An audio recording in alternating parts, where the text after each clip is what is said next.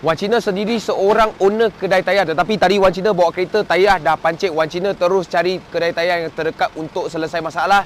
Wan Cina terjumpa satu kedai tayar yang memang sangat bagus servis dia, dengan juga dia baru buka saja belah area Bandar Seri Putra, sebab kita dekat sana lah. Okay, so kita masuk kedai dulu, tunjuk sikit, recommend sikit. Memang mantap guys. Baru hari ketiga saja buka, korang boleh nampak kini dibuka tulis sana.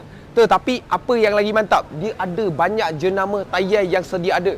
Korang boleh nampak GT, Bridgestone, Conti, Yokohama, Falcon, semua dia ada. Korang boleh nampak dia ada juga tukar minyak hitam, mobil, top secret, dengan juga spring Aibak jenama USA. Dan juga banyak-banyak rim yang dia ada, dia cakap belum sampai banyak lagi. Ada Velocity, ada AOW, dalam ada lagi rim original Japan. Okay, yang paling mantap apa? Sekarang kita tunjuk. Yang paling mantap apa? Mesin pembuka tayar dia sama macam kedai Wan Cina, HPA Itali, untuk jaminkan keselamatan tayar dengan rim korang. Okay, dengan juga dia ada mesin balancing CMB macam kedai Wan Cina juga, Itali. Dan juga yang paling penting, USA Road Force Elite Hunter. Ini memang mantap. Sebab apa?